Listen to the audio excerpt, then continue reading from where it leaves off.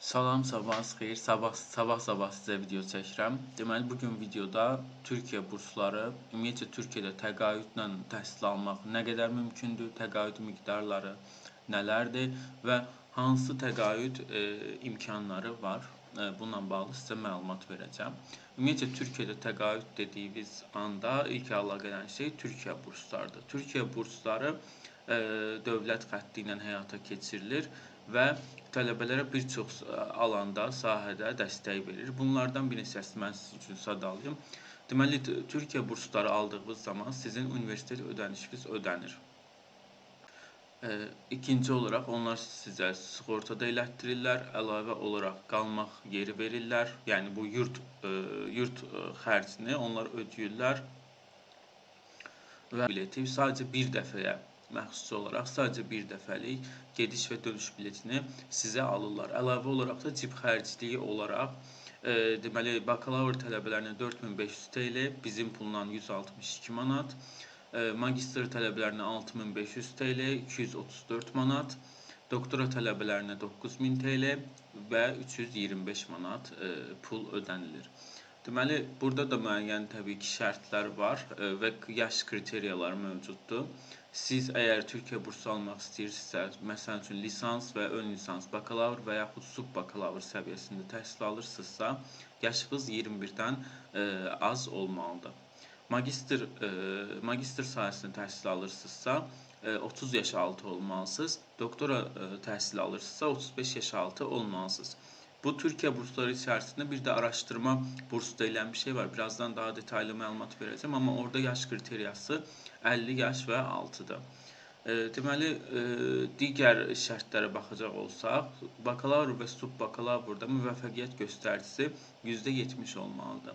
Magistr və doktoranturada %75, tibb və sağlıq alanlarında isə %90 minimum olmalıdır.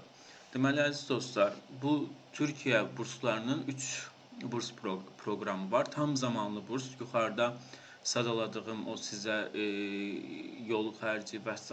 ev, barınma, sığorta bunları verən burs proqramıdır. Araşdırma burs proqramı isə 3-12 aylıq müddəti əhatə edir və burada araşdırma burs proqramında 25.000 TL aylıq pul ödənilir. Amma burada belə bir şey var ki, araşdırma burs proqramlarına çox vaxt doktorasını bitirmiş və doktora müddətində olan tez yazan, yəni elmi iş mərhələsində keçmiş tələbələrə aiddir. Yəni siz bakalavr olaraq və yaxud magistr olaraq bu burs proqramına başvuru edə bilmirsiniz. Digər burs proqramı isə başarı burs proqramıdır ki, burada yüksək nailiyyət əldə edən tələbələrə bu burs verilir. Bu da sadəcə 1 illik verilir və bakalavr üçün 3500 TL, yüksək lisans üçün 5000 TL, doktora üçün isə 6500 TL sizə pul ödənişi olur və oktyabr-noyabr aylarında qeydiyyat başlayır, dekabr ayında isə nəticələr elan olunur. Türkiyə burslarına ümumiyyətcə başvuru müddəti isə 10 yanvar və 20 fevral tarixləri arasında, hər il 10 yanvar və 20 fevral tarixləri arasında həyata keçirilir. Deməli, dəyərləndirmə müddəti aprel və mart-aprel aylarına əhatə eləyir. Mülaqat isə, yəni sizlə üz-üzə görüşmə mərhələsi isə aprel və iyun aylarında həyata keçirilir. Avqust ayında isə artıq nəticələr elan olunur.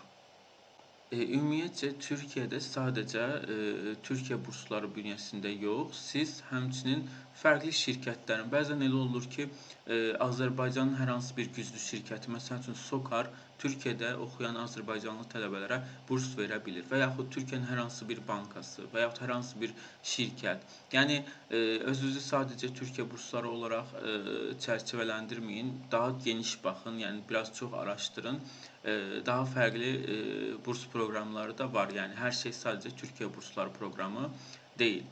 Bir də əlavə olaraq YÖK bursu var, amma YÖK bursu bizə aid deyil. Yenə də yabancı uyğurlara verilir, amma Azərbaycanlılara verilmir. Digər bir imkan isə İslam Bankasının təşkil etdiyi burs proqramıdır. Bu burs proqramının ən önəmli detayı isə budur ki, bu burs proqramını siz qazandıqdan sonra sizə verilən pulları məzun olduqdan sonra ödəmək məcburiyyətindəsiz. Açıq bununla bağlı da çox detallı məlumat verməyəcəm, çünki bu tələbəçiliyin qanunlarına tərs bir şeydir. Necə yəni pul verirsən, sonra da alırsan. Yəni Türkiyənin bu KYK kredisi kimi bir şeydir, amma dediyim kimi biz yabancı uyruklu insanlar olaraq belə bir şeyə heç yaxşı baxmırıq. İndi gələk mənim sizə verəcəyim ən önəmli məsləhətə, yəni. Dostlar, Türkiyə burslarına müraciət edib qazanmaq elə də asan deyil. Yəni bu biraz çox çətin məsələdir. Amma daha rahat yolla və daha yüksək məbləğdə pul qazanmağın başqa yolu var, təqaüd almağın başqa yolu var. Bu da nədir? TÜBİTAK-dır.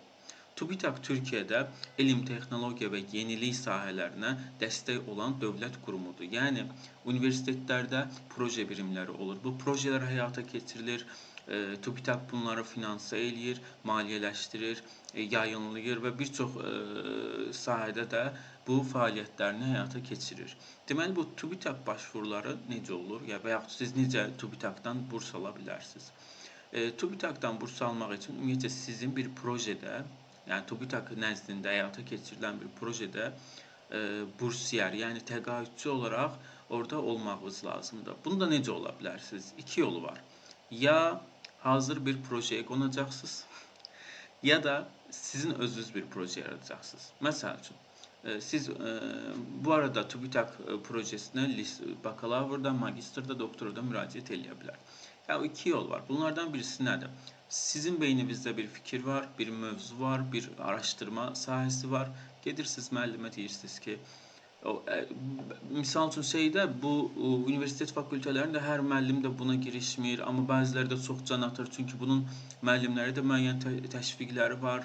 Orada bilmirəm, onlara çox avantajları var, yəni xüsusən doktora öyrətim üyələrinə və s.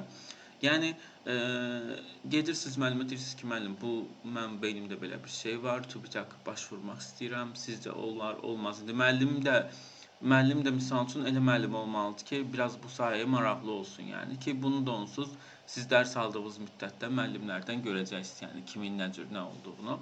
Bu ola bilər. Ya da siz bu projeləri həyata keçirən müəllimin gözünə girməlisiniz. Yəni mən kimi. Deməli, mən də elə eləm. Mən proje fikri ilə getməmişdim. Mən sadəcə bir müəllim var idi və o müəllim hər dəfəsində yəni bundan bizə danışırdı, tələbələri çəkməyə çalışırdı. Yəni mən onun dərslərinə aktiv iştirak edirdim. Yəni misal üçün biraz da üzü yumşaq müəllim idi. Deyirdi ki, qayı filan yazmıram, kim istəyir gəlsin, kim istəyir gəlməsin. Bəzən elə olurdu ki, heç kim gəlmirdi, tək mən gəlirdim. Onun dərsi gəlib gördü ki, İlyas oturub. Yəni belə o müəllimin gözünə girdim və bir gün müəllim məni çağırdı. Dedi ki, belə bir proje var, 1001 kodlu proje. TÜBİTAK-da projelər kodla olur. Deməli, burada iştirak eləmək istəyərsən, yəni mən də niyə də istəməyim? Yəni həm akademik başarıdır, həm maddi cəhətdən tələbəni rahatlaşdırır. Yəni təbii ki, qəbul elədim. Deməli, o vaxt mən magistr çərçivəsində 813 manat təqaüd aldım. Əgər doktorasınızsa, yəni doktora tələbəsizsə siz 1174 manat pul alırsınız. Bakalavrsızsa 216 manat pul alırsınız, 6000 TL. Yəni az əvvəl sizə Türkiyə burslarında 162 manat idi bakalavr səviyyəsi üçün, amma TÜBİTAK-dan ala bilsəz 216 manat olur və əlavə olaraq sizin sığortanızda ödənilir.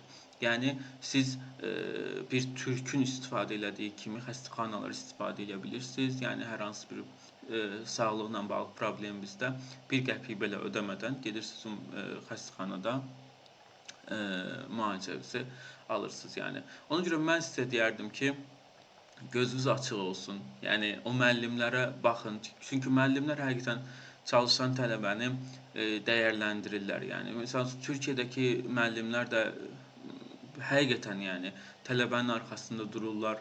Yəni bəzi müəllimlər vardı ki, mən yabancı uyruklu Azərbaycanlı dostlarımı yeməyə aparırdılar. Hətta bəzən biri cibinə pul qoymağa çalışmışdı ki, sən yabancı tələbəsən, birdən pulun falan olmaz yəni. Çox yəni o tələbə yönümlüdür buranın müəllimləri. Yəni mən İqtisad Universitetində təhsil almışam.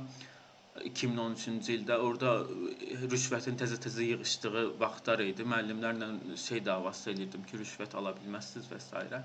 Amma indi bilirəm ki, artıq Azərbaycanda da təhsildə rüşvət yığışıb yoxdur. İndi amma bilmirəm ki, müəllimlərin tələbələrə yanaşmaları necədir. Nəsə çox uzatmayım dostlar. Videoyu izlədiyinizə görə təşəkkür edirəm. Axotunuz olsa, vaxtınız olsa videoya abunə olub like qoya bilərsiniz, mənə dəstək ola bilərsiniz. Videolar gələcək. Bəlkə ilərləyən zamanlarda TÜBİTAK projelerini ayrı-ayrılıqda. Çünki TÜBİTAK projeleri də dəyişir. Yəni 1001 projesinin büdcəsi daha yüksəkdir, 2 milyon TL-dir. Yəni digərlərinin müəyyən qədər qısa müddətli 6 aylıq var, 12 aylıq var, 24-36 aylıq var. Yəni bu dəyişir. Bunlarla bağlı da sizə bəlkə məlumat verərəm ilərləyən zamanlarda. İndiki bu dövrdə daha çox çalışıram ki, Türkiyədə qəbul, Türkiyədə təhsil, bununla bağlı məlumat verim. Ondan sonra xırda detaylara zaten yer verəcəm kanalda. İzlədiyinizə görə təşəkkür edirəm. Sağ olun.